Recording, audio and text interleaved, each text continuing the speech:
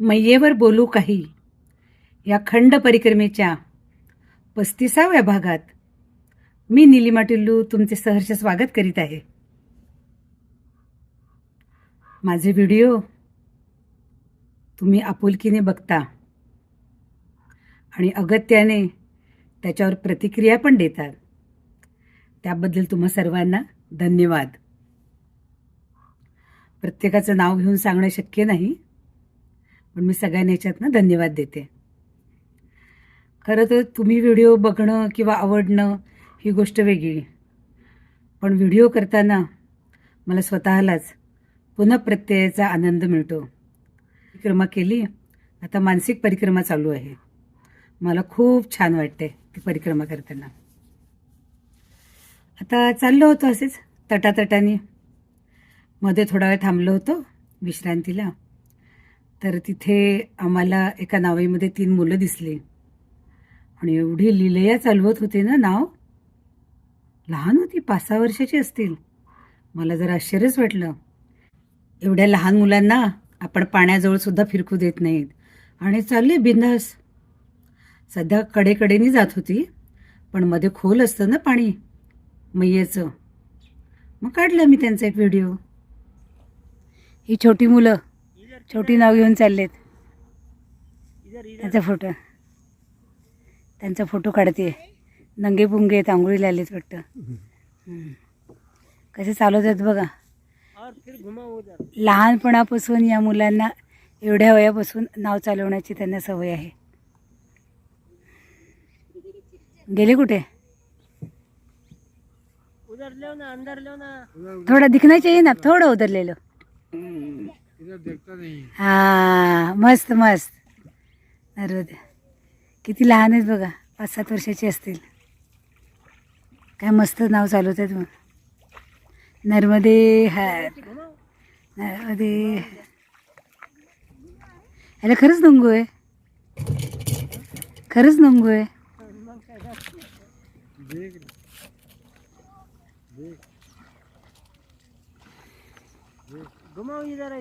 नहीं नहीं, बस हो गया। नर्मदे हर नर्मदे हर नर्मदे हर। ती मुलं जवळ आली ना, तर मी त्यांना बोलावलं। त्यांना म्हटलं पाण्यातनं बाहेर या। माझ्याकडे बिस्किटाचा पुडा होता, म्हटलं याने एक पुडा देऊयात। नाही, त्यांनी घेतलंच नाही। घेतलं नाही त्याचं काही मला आश्चर्य वाटलं नाही, पण पुढेचे ते बोलले त्याचं जास्त आश्चर्य वाटलं। ते म्हणाले दुकानातलं आम्ही काही खात नाही। बापरे, एवढी जण कुठून येते या मुलांना? काय संस्कार करत असतील त्याच्या घरचे? आपल्याकडे बिस्किट चॉकलेट गोळ्या म्हणजे मुलांचं आनंदाचं ठिकाण असतं। मला फारच आश्चर्य वाटलं, नाही घेतलं त्यांनी। चाललो होतो हिरापूरला। आता हे दुसरे हिरापूर आहे ना। हिरापूर फक्त 2 किलोमीटर होतं। तेवढं चालायला आम्हाला 2 ते 2.5 तास लागले। विचार करा म्हणजे रस्ता कसा असेल।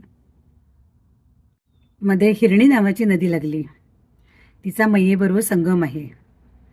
खरं तर तिच्या पात्रातनं ओलांडून जाता येतं, पण असं कळलं की आज 5 फुटापेक्षा जास्त पाणी आहे जिथे आम्ही ओलांडायचा मार्ग आहे ना तिथे। मग नाव केली। या तटावरूनच याच तटावर पुढे सोडतात। गेलो मग आम्ही सगळेजण नावेनी गेलो, छान झालं। हिरापूरहून दिसणारे हे मैयाचे विहंगम दृश्य। आता आम्ही ही नदी हिरण्यकेशी नावाची नदी आहे, छान वाहती आहे, झुळझुळ वाहती आहे। आम्ही आता नावेनी ही पार करणार आहोत आणि पलीकडच्या तटावर जाणार आहोत आणि पलीकडून मग आम्ही परत चालत जाणार आहोत। नर्मदे नर्मदे नर्मदे।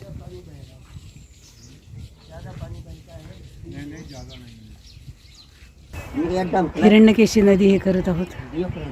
बाईक आहे, इकडे खळाळणारं पाणी।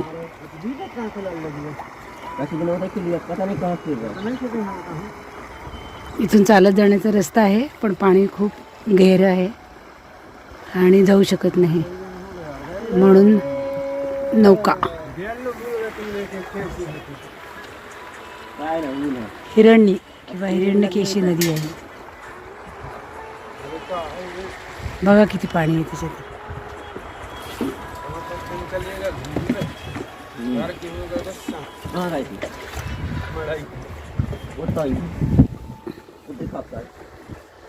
ते याच तीरावरती सोडणार आहेत आम्हाला पुढे. पलीकडे पण आहे पाणी. आम्ही तिकडनं उतरतो डोंगरावरनं, भयानक डोंगरावरनं उतरलो होतो आम्ही.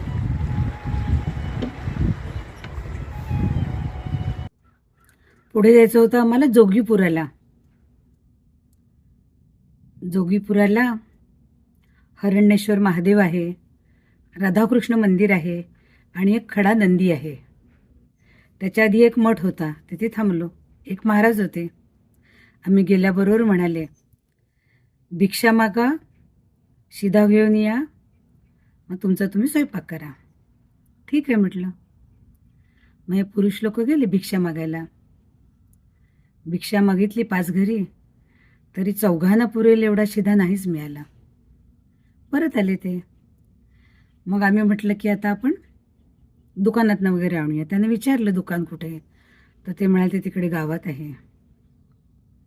मग विचार केला दुकानदाराला तरी पैसे द्यायचेच ना, तर आपण याच महाराजांना पैसे देऊ आणि त्यांच्याकडनं शिधा घेऊ. त्यांना कोणतरी आणून देत होतं. आणि असंही आश्रमाची अवस्था फारशी चांगली नव्हती, त्यामुळे त्यांनी जरी जेवण दिलं असतं तरी आम्ही त्यांना पैसे देणारच होतो. मग पैसे देतो म्हटलं की त्यांनी शिधा दिला. सगळं स्वयंपाकघर पुरुषांनी सांभाळलं. मी वरवर मदत करत होते, पण बाकी सगळं मुख्य त्यांनीच केलं. भाऊंना स्वयंपाकाची सवय होती आणि मामा जे होते, मामाजी गुलाबसिंगचे मामा, ते मामाजींना 3 मुली होत्या. मग तिघींचे लग्न झाल्यानंतर ते हाताने स्वयंपाक करायला लागले. सवय नव्हती गुलाबसिंगला. त्यांच्याकडे आधी आई, नंतर बायको आणि नंतर सुना आहेत. म्हणाले मला चहासुद्धा करायची सवय नाही, तरीसुद्धा म्हणाले मी मटारची चटणी करतो. छान झालं होतं स्वयंपाक. बघा तुम्ही, पोळपाट लाटलं नाही आहे, ताटावर उलटं करून ग्लासने लाटतायत. आणि इकडे संजू भाऊ रोटी भाजतायत, हे ढवळतायत आणि मी बसले लिहित. लाज कोण म्हणतं भारतात स्त्री पुरुष समानता नाही म्हणून. हे बघा,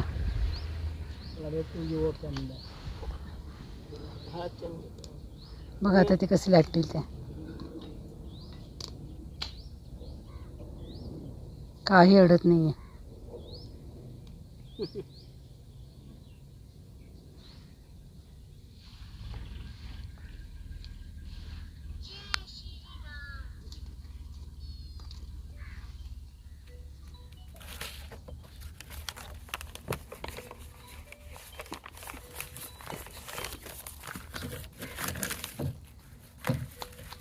तर ग्लासने लाटतील.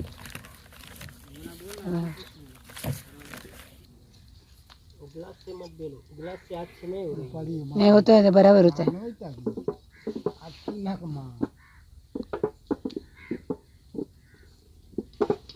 मुझे नाही आहे ग क्लास से. सगळे कामात आहेत. जेवण करून निघायला आम्हाला 12 वाजून गेले. निघून 8-10 मिनिटं झाली असतील तर तिथे रस्त्यात एका आदिवासी बाईने आम्हाला अडवलं. म्हणाली जेवायला चला. म्हटलं आत्ताच आमचं जेवण झालं आहे. तर मला चहा तरी घ्या. गेलो आतमध्ये. काही तिची मिळकत नाही. कशाच्या जोरावरती आग्रह करत होती. आणि जेवण झालं म्हटलं तर म्हणाली मग रात्रीच्या जेवणाला थांबा, संध्याकाळी मी लवकर स्वयंपाक करते. काहीही मिळकत नसताना कशी काय ती बोलत होती. मला ती गोष्ट आठवली. एका माणसाकडे 2 भाकरी असतात आणि तो खूप भुकेला असतो आणि समोरून त्याच्यासारखाच एक भुकेला माणूस येतो. तर तो म्हणतो मलाच एवढी भूक लागली, तुला काय देणार. म्हणून दोन्ही भाकरी तोच खाऊन टाकतो. याला म्हणतात विकृती. त्या माणसाला वाटतं की तोही भुकेला मीही भुकेला, तर एक भाकरी त्याला देऊ, एक भाकरी आपण खाऊ. याला म्हणतात प्रकृती. निसर्ग नियमाला धरून आहे. पण जर त्या माणसाने स्वतः उपाशी राहून दोन्ही भाकरी समोरच्या उपाशी माणसाला दिल्या तर त्याला म्हणतात संस्कृती. या आदिवासी बाईला ते काहीच माहिती नव्हतं, पण अशा संस्कृतीचं दर्शन तिने मला घडवलं. परिक्रमेत आल्यानंतर तुमच्या स्वभावात थोडा बदल व्हायला हवा. तुम्ही थोडे शांत व्हायला हवं. आध्यात्मिक ह्याच्यामध्ये काही पावलं थोडंसं पुढे जायला पाहिजे. पण मला वाटतं त्याबरोबर हे सुद्धा शिकलं पाहिजे. मनाचा मोठेपणा असा समाजात आपल्याला दाखवता यायला पाहिजे. अचंबित होतच चालले होते मी.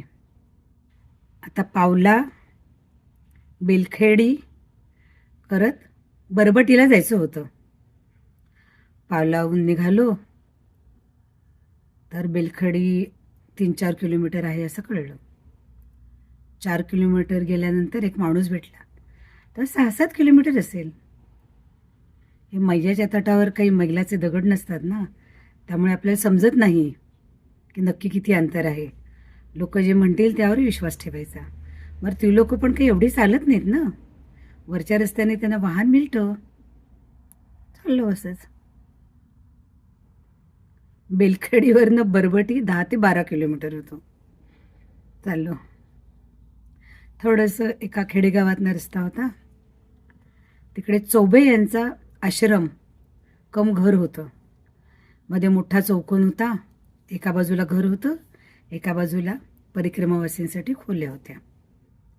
आत गेल्याबरोबर आम्हाला लसणाचा वास आला. कसला वास येतो असं विचारलं तर तिथे लसणाची पोती ठेवली होती.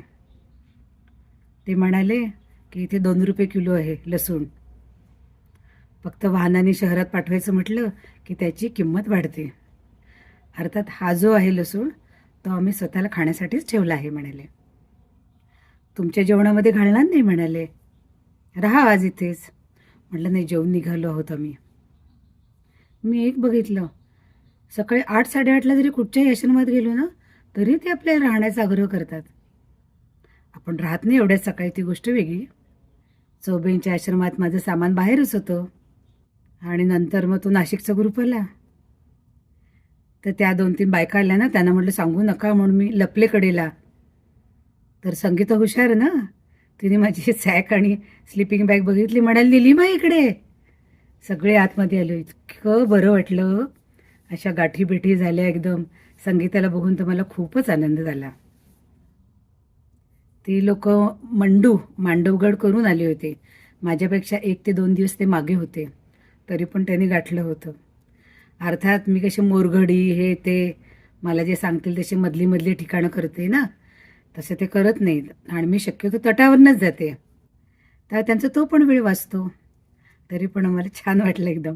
सगळे भेटले. सुरुवातीला होते रे ते मागे पुढे असायचे माझ्या, त्यामुळे मला फार आवडलं.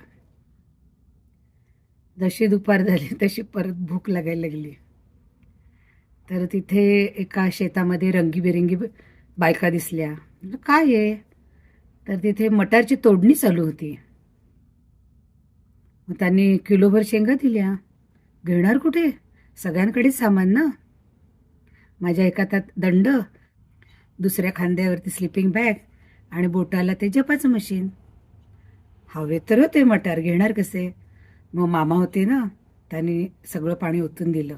या लोकांचे कमंडलू पण 1-2 लिटरची होती आणि त्यांनी त्याच्यात शेंगा भरून घेतल्या. जाता येता मी 4-5 शेंगा घ्यायचे, खायचे, पुन्हा मामांजीकडे जाऊन घेऊन यायचे. असं चालू होतं. ही लोक चांगली होती खूप. त्यानंतर लागलं तुरीचं शेत. तुरीच्या शेतामध्ये त्याने पण दिले शेंगा. तोपर्यंत मटारचे आमचे थोडे संपत आले होते. आणि तुरीच्या शेंगा घेतल्या तर भाऊ म्हणाले खा ना. मी म्हटलं तटावरनं मी नाही खाणार, मला चालताच पुरेवाट झाली. खाल्लं तर बघायलाच नको. मग त्याने काय करावं? ते एक एक शेंग सोलत होते आणि त्याचे दाणे माझ्या हातावर ठेवत होते. मटारचे काय किंवा तुरीचे काय, दाणे इतके गोड आणि चविष्ट होते ना, एकदम छान होते. फार्म फ्रेश ऑर्गॅनिक होते सगळे. एकही अळी नाही, एकही पोची शेंग नाही, सगळे भरलेले दाणे असे आपल्याला कुठे बघायला मिळतात. माझा मग त्याचाच नाश्ता होतो लगेच. त्यानंतर परत आलो तटावरती. तर 2 मुली येत होत्या. त्या बहिणी होत्या. एक थोडी मोठी होती 5-1 वर्षाची आणि दुसरी अजून 2-3 वर्षाची होती.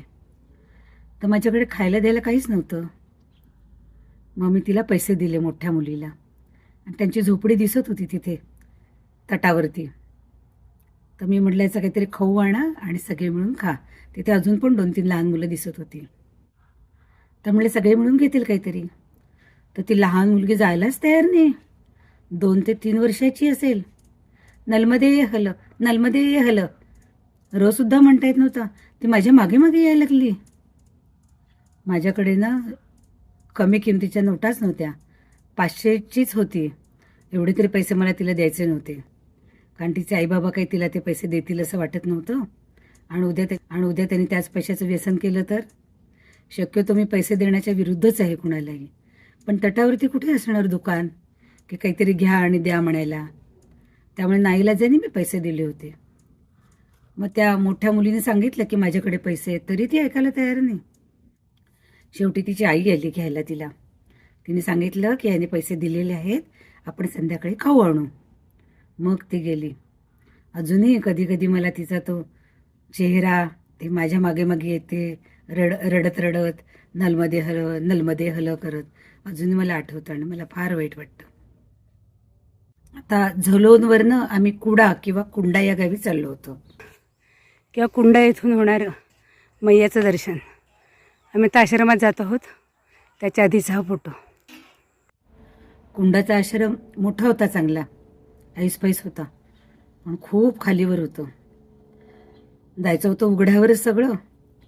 त्याच्यावर रस्ता होता, त्याच्यावर पायऱ्या चढल्यानंतर 2 खोल्या होत्या, त्याच्यावरती नळ होता आणि पुन्हा पायऱ्या चढल्यानंतर आश्रम होता. मी चालून दमले नाही, एवढं तिथे खालीवर करून दमले. नाशिकचा ग्रुप होताच, त्यांना ती खोली मिळाली होती, 2 खोलीतली एक. आप्पा म्हणाले, त्यांच्या ग्रुपमध्ये एक होती, नाव विसरले मी तिचं, की ती आणि निलिमा आज खिचडी करतील, बघू. आज बरं म्हटलं. मग त्या 2 खोलीच्या समोर तिथे चूल लावली आणि आम्ही खिचडीची तयारी केली होतो.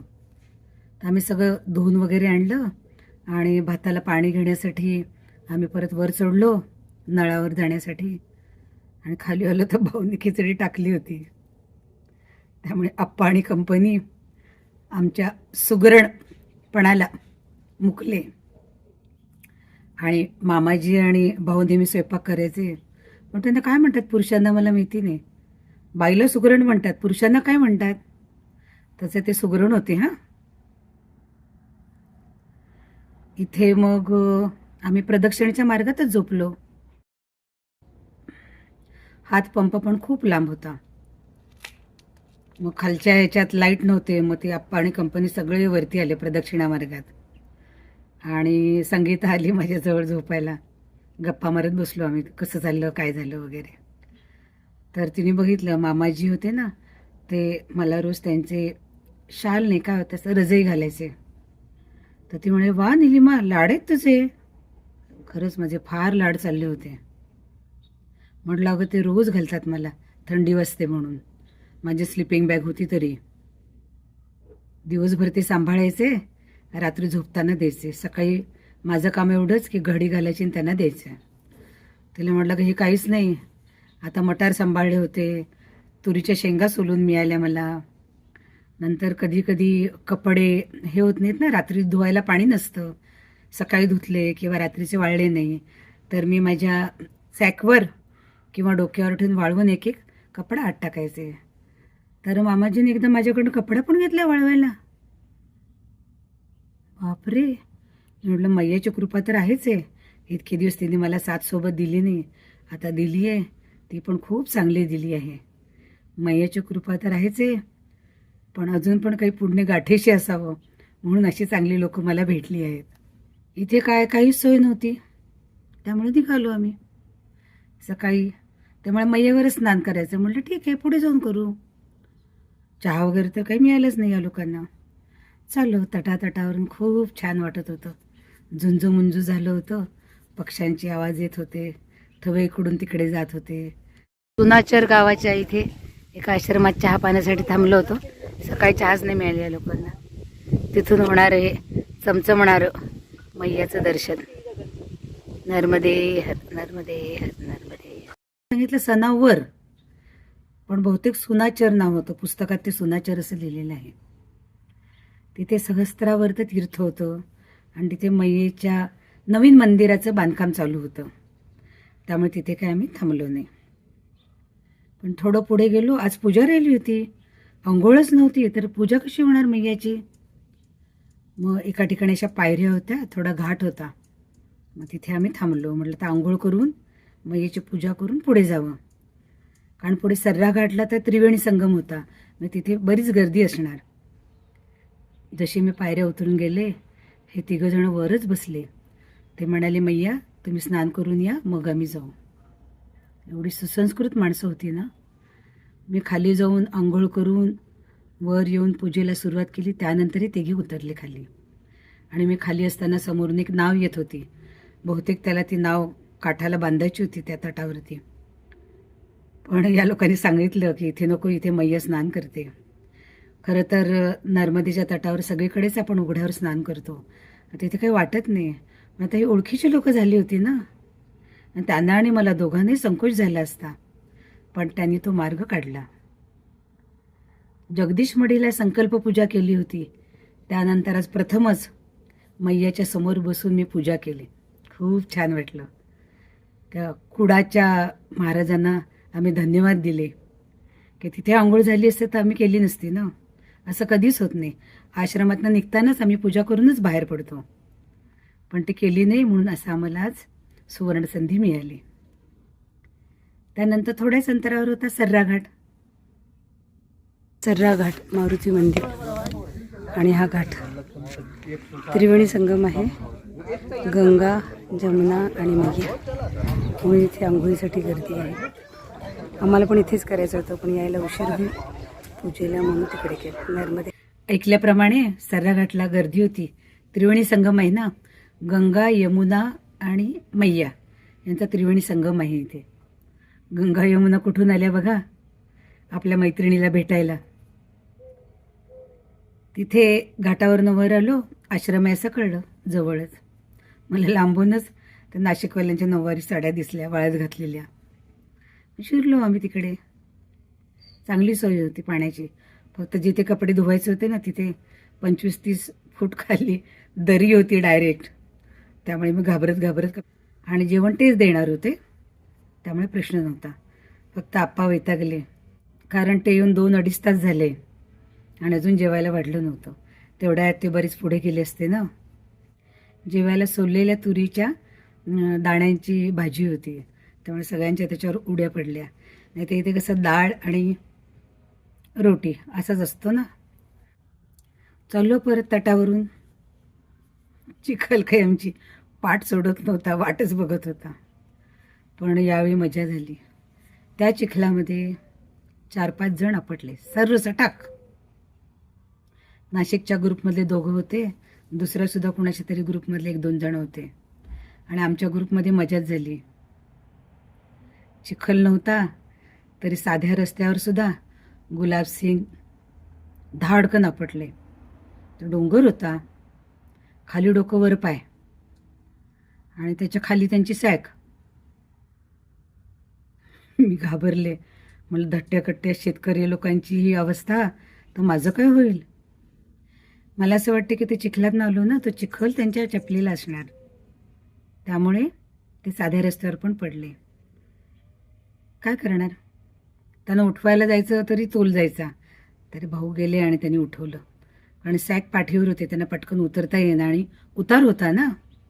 सगळेजण चिखलात चालून थकले, दमले, कंटाळले, आणि चिखलाची दहशत बसली सगळ्यांना.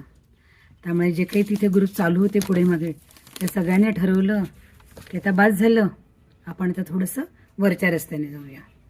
थोडंसं वरच्या रस्त्याला आलो. रस्ता बरा होता, चांगला होता.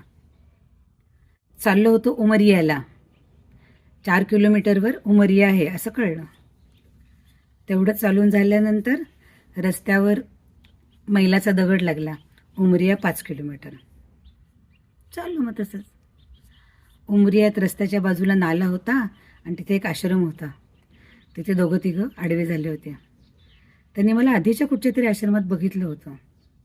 त्याने तिथंच नर्मदे हर मैया आत या, आपल्याला स्वयंपाक करायचा आहे, तुम्ही करा, आम्ही तुम्हाला मदत करतो म्हणून मला बोलावलं. आम्हाला काही एवढ्यात थांबायचं नव्हतं, शक्यतो जायचं होतं पुढे. आणि तिथे जेमतेम 5-7 जणांना जागा होती. आम्ही चौघं कुठे मावलो असतो तिथे. आणि नाल्याच्या कडेला आश्रम होता ना, त्या ही बरोबरचे लोक म्हणाले नको तिथे डास असणार. चाललं पुढे. खरं थांबायला हवं होतं कारण आता सूर्यास्त होणार होता. पण एवढ्यात आप्पांचा फोन आला. आम्ही तुमच्या पुढेच आहोत, तर नटवराला थांबतोय आम्ही, तर तुम्ही नटवराला या. मागे जे तुम्हाला झाड दिसते ना त्याच्यामध्ये ते आमच्या घरातलं आहे. हां ठीक आहे, मग आता थांबूया इथेच. बाकीच्या मजा आता पुढच्या भागात. तोपर्यंत नर्मदे हर.